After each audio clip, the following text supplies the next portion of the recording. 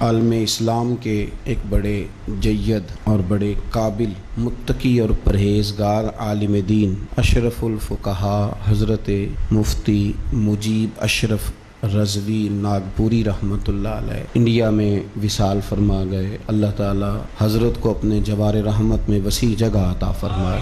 بہت سارے ملکوں میں حضرت کا فیضان ہے، بہت سارے لوگ آپ کے تربیت یافتہ ہیں، شاگردوں کی عقیدت مندوں کی تعداد بہت بڑی ہے، بے شمار آپ نے مدارس قائم فرمائے۔ مجھے بھی حضرت صاحب سے نیاز مندی کا شرف حاصل رہا، بریلی شریف میں بھی، مکہ مکرمہ میں بھی، مدینہ طیبہ میں بھی، مینا میں بھی اور عرفات میں بھی۔ میں نے انہیں بڑے قریب سے دیکھا اور میں نے انہیں سنت اور شریعت پر سختی سے عمل کرتا ہوا پایا۔ اپنے مزاج کے لحاظ سے انتہائی شفیق تھے، نرم تھے، لیکن شریعت پر عمل کرنے کے حوالے سے ان کی طبیعت میں بڑی سختی تھی۔ کل صبح ان کا وصال ہو گیا۔ اللہ تبارک و تعالی ہمیں ان بزرگوں کے نقوش قدم کو سمجھنے کی اور اس پر چلنے کی توفیق رفیق عطا فرمائے۔ 3 سال مسلسل حج میں میری ان کے ساتھ رفاقت رہی، میں ان کی خدمت میں حاضری دیتا، ان سے بہت کچھ سیکھتا، بہت ساری چیزیں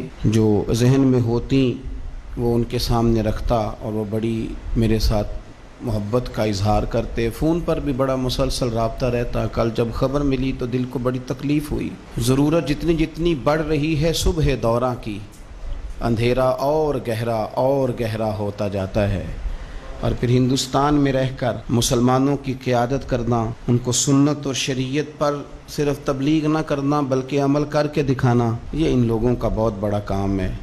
اور میں سنی سنائی بات نہیں کر رہا، میں نے انہیں قریب سے دیکھا۔ انہوں نے 30 کے قریب حج فرمائے اور میں نے ان کی بڑی دلچسپی دیکھی، اللہ کے گھر سے اور رسول اللہ کے در سے بڑی دلچسپی۔ مجھے یاد ہے کہ میں مدینہ شریف میں تھا تو میں نے فون کیا حج کے موقع پر، چونکہ مسلسل 2 سال ملاقات رہی تو تیسرے سال میں نے فون کیا تو فرمانے لگے میں سوچ ہی رہا تھا کہ ان کا فون ابھی تک کیوں نہیں آیا، اور سوچ رہا تھا کہ مجھے ہی کہیں سے نمبر مل جائے تو میں ان سے بات کروں، تو آپ تشریف لے آئیے۔